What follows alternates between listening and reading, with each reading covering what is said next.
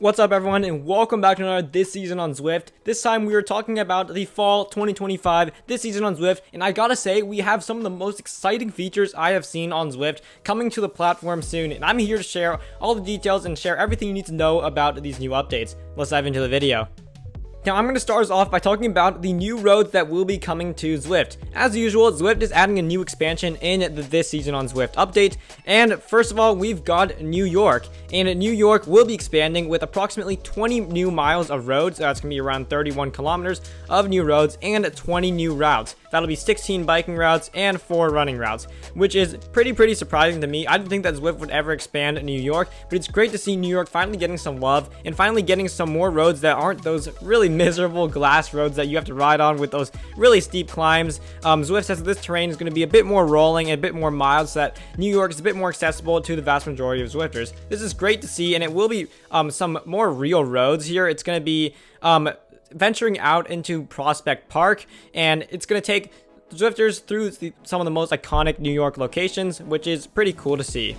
Now, these new roads will be coming to Zwift on October 27th, so keep your eyes peeled. Now, coming along with the New York expansion are the new power segments. Now, power segments are something completely new to Zwift, and it is similar to the normal segments that we have on Zwift, but it's going to be purely power based. Now, the goal here is to have a sort of shorter burst of power and see how well your top end power compares to your past performances in the past, and also the Zwifters who are around you. So similar to leaderboards, you'll have some of your historical data that it will be compared to, along with the local riders who are riding at that time. And it's going to be all power based, so it's generally going to favor the heavier riders, but it's going to be a great way to just have a reason to go for those sprints and a reason to really try to hit that max power, which is pretty cool to see, and I think it's a pretty interesting idea from Zwift. We'll see how it actually works once we get to ride with it, and I'm really excited to try this one out. Now, the power segments will be starting with the New York expansion, but they will also be expanding to other worlds in the near future. Now, shifting gears real quick, we're going to go ahead and talk about some new hardware. Now, the first thing is that we're going to get some new and improved Zwift Cog and Click. So, the Zwift Cog and Click has essentially been combined with the Zwift Play controllers and at a much more affordable price point of $50 rather than the $100 that it was priced at before and the $150 suggested retail that it had originally upon launch.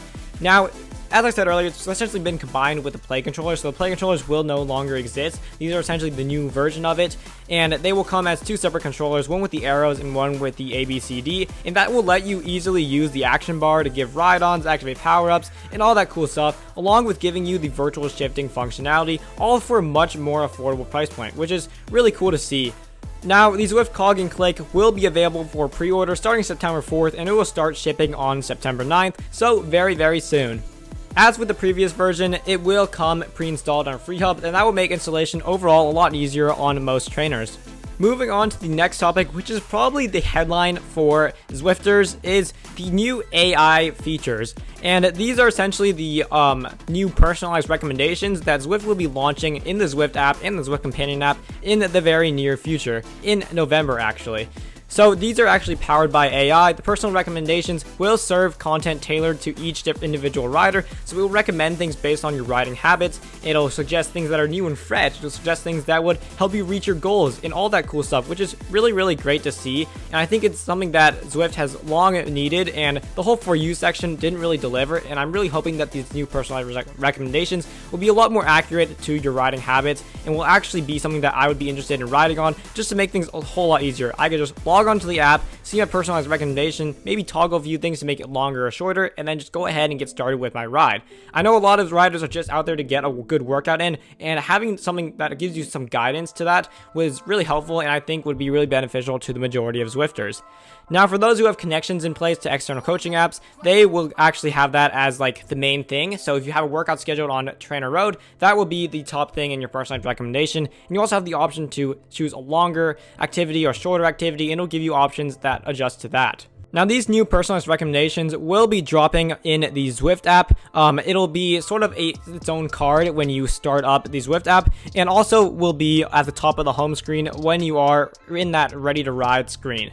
Lastly, you also see it on Zwift Companion, just under where you have your goals in your training status. Now, the next thing that is sort of launching alongside this is the new progress report screen. Now, at the end of your rides, you'll get a new progress report screen that shares a lot more useful information And previously we've just had like that streak screen, which doesn't really provide much information. Most riders just skip through that. They're just there to get their XP, and they don't really care about their streak, about how many miles they've ridden in their streak. That's not a main thing that riders actually care about. And Zwift has taken that feedback and compiled it into a more intuitive progress report screen that actually is, I think, a lot more useful. So you'll actually end up seeing things like fitness trends. You'll see your streak stats, similar to like what you used to see before. You also see your training score and how this ride has affected that training status. And you'll also see your level and bike upgrades. So if you're currently in the progress of upgrading a bike, you'll see that in a little progress bar on the right hand side, which is great to see. You also see your XP progress, how much you gained on this ride, and you'll also see things like power and racing score stats. So that'll give you your critical power, how this ride impacted that, along with your racing score, whether this specific ride gave you a boost or a decrease, and all that cool stuff. That will also be launching in November, I assume, alongside the new personalized recommendations. Now, next up, we have some smaller Zwift companion changes, and that will include things like deeper fitness insights. You'll now get a little more insight into your training, and that'll all be taking in your outdoor rides, your indoor rides, and compiling everything into one, also using their little AI algorithm that they have developed.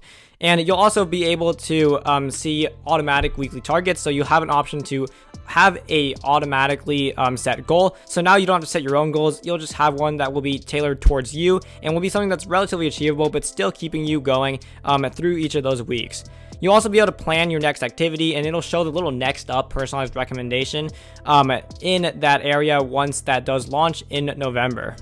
Now, the drop shop will be getting some love, and we're finally getting the ability to get new custom paint jobs. Now, for a long time, Zwift has always had their boring default paint jobs. You'll have like maybe a color slider at best, but now we're getting actual real custom paint jobs, and they'll be available starting with a partnership with Canyon. I believe it's called their like My Custom Color Canyon bikes, and they've got 4 different collections that you can choose from.